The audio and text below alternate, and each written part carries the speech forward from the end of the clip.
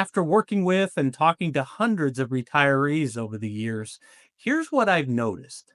No matter how much money someone has saved, doesn't matter whether it's 300,000 or it's $3 million. Many of them still felt anxious, felt uncertain, in some cases full of regret. And what I discovered is that the anxiety often wasn't about their actual finances. It was actually about the beliefs that they held about retirement, the things that they've been told or just kind of assumed for many, many years. And so today I want to unpack some of the biggest lies that I see retirees believe when it comes to their savings. Because if you can shift these beliefs now before it's too late, this can help you to retire with confidence instead of regret. So here's the first lie, and that is that I need $1 million to retire or something else, right? We've been sold this idea that you need a million or 2 million or whatever that number is in order to retire comfortably. It's repeated over and over in different articles and podcasts, and even by different financial gurus out there. And at some point, I think people start accepting is this must be actual the truth. But the truth is that there is no universal number. There's no magic number that's right for everybody. I've worked with people who retired happily, very happily, on much less than $1 million, 500,000, even less. And then I've worked with people that have retired on, much more than $1 million, and they felt that anxiety. And I think a big part of it is because they weren't confident. This is at least in part in what their spending was, how much they really wanted to be able to spend in order to enjoy themselves in retirement. Remember this, and that is that your retirement number, it depends on several factors, including your personal monthly expenses and the lifestyle that you want to have. It also depends on what you're going to get from Social Security or any pensions or part-time income or any other income that you might receive. So if you think about that, just these first two things, coming up here, you look at those numbers and, that are in some news article or whatever it is, that number doesn't know whether you still have a mortgage or don't, or what that payment might be, or if you're renting or what the situation is there. It doesn't know how much you're going to get from Social Security. It doesn't know if you're entitled to a pension, if you're going to continue to work part time or do consulting or whatever it is, maybe in retirement. It doesn't know all those different things. So I always say, just take that number really with a big grain of salt. Don't put a lot of stock into it. Another thing here is, of course, your health and your longevity.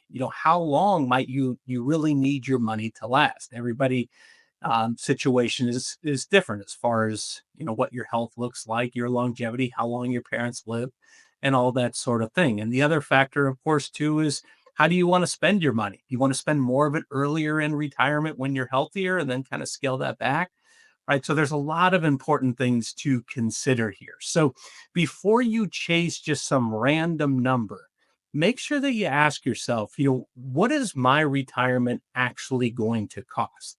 Right. And this is why I say it comes down to figuring out, what are your expenses? What are your income sources? And then how are we going to fill the income gap, if there is one, if, our income sources, maybe from Social Security and a pension and things like that, other, guaranteed income coming in, aren't going to meet that. Here's where it gets interesting. Even people who hit their magic number, so to speak, they still feel stuck. And I think that's because people keep extending what that number is.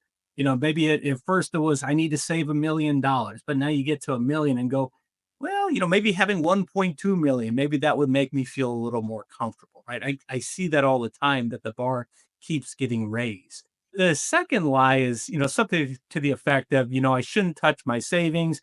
I'm just going to go ahead and live on my Social Security. I think that'll be enough. And, this is one of the most harmful beliefs that I hear. I don't want to touch my savings. I just want to live off Social Security, or it could be maybe a small pension or something like that. And I get it. It feels like you're being cautious, like you're preserving your hard work. But what most people don't realize is that by refusing to use their savings, they're actually robbing themselves of what those dollars were meant for, which is freedom, right? Freedom to do the things that you want to do.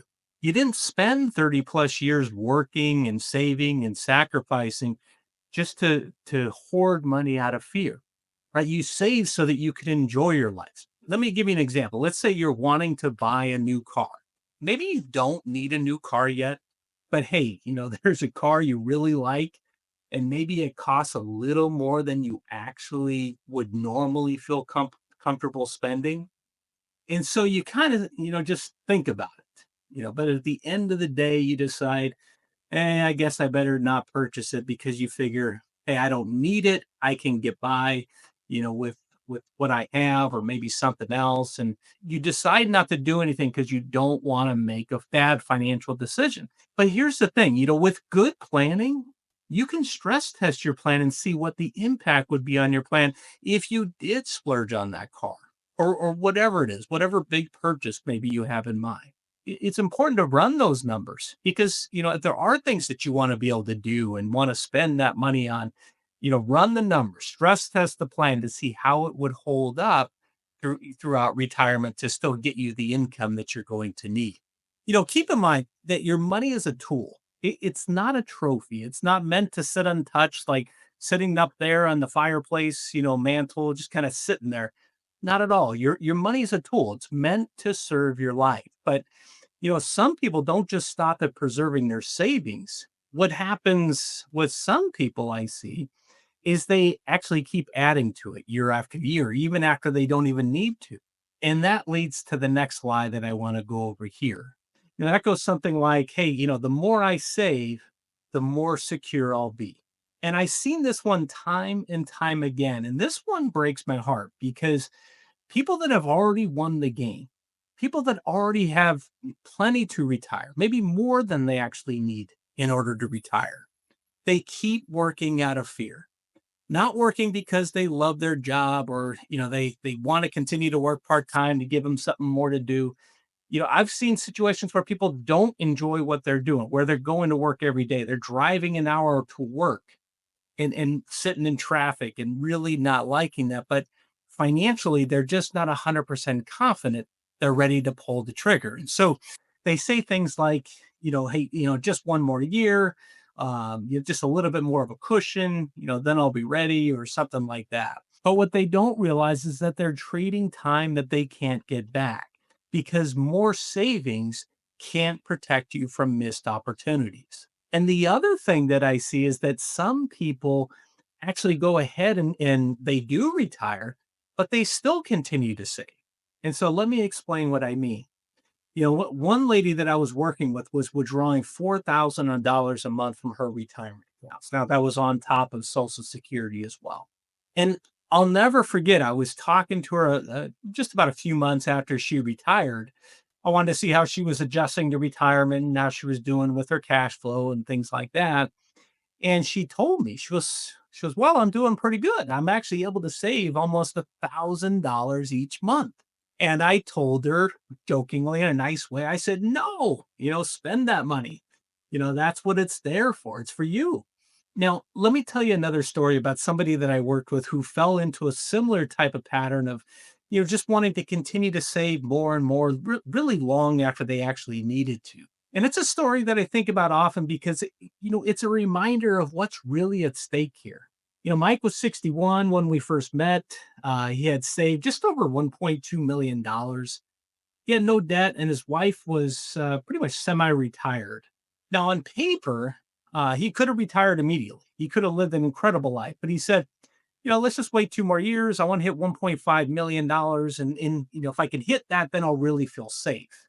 And I showed him multiple different scenarios, ones where he retired now, where he traveled, where he spent more, all these different things. And everything worked. He was in a good situation, but the fear still lingered. What if the market crashes? What if healthcare gets more expensive?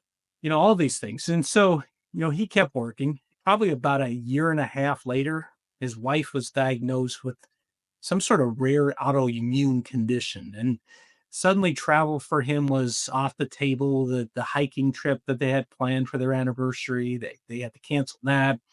He told me, he goes, I thought I was buying more security, but really I was gambling with time. And that stuck with me because Mike did everything right financially, but the timing was wrong. So let me give you a better plan, one that helps to move forward with clarity. So if we quickly recap, the first lie was that there really is no magic number, right? It's only your number. Lie number two was that your savings aren't meant to collect dust, that they're meant to give you life.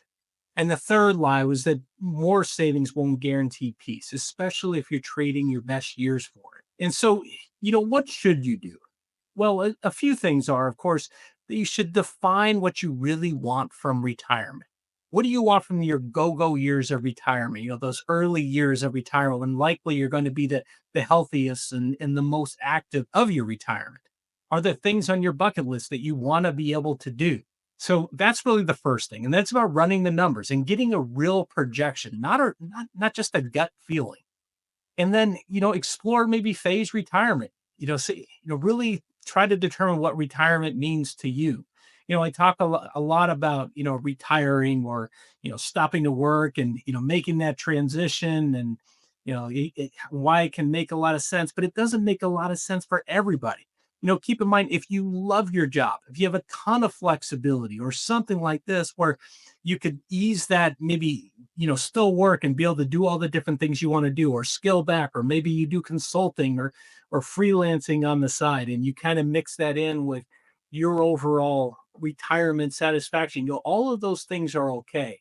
What I'm really talking about is stuck at a job that you hate and you're only there because you feel you need to be there in order to be financially secure. So that's really what I'm talking about.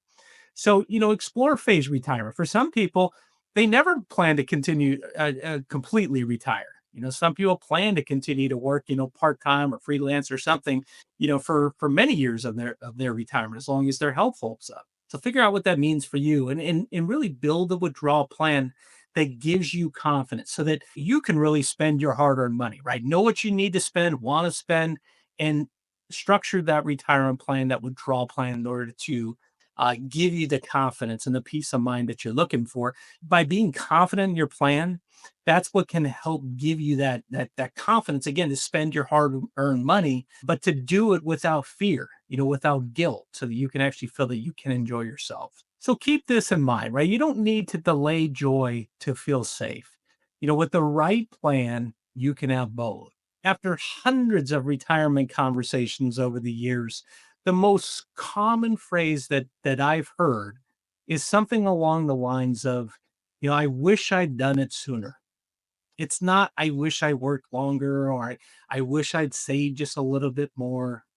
It's, "I wish I'd done it sooner." So if you're on the fence, if you're unsure whether you've saved enough or if it's the right time, it's time, I think, to start asking some deeper questions. Like, what kind of life do you really want to have when you retire? What memories do you want to create now, not someday? Now, if you want help answering these questions, I've added a link below where you could schedule a free strategy call with me. We'll walk through your numbers, your goals, talk about what's really possible so that you can retire with clarity, not fear. Thanks for watching, and I'll see you next time.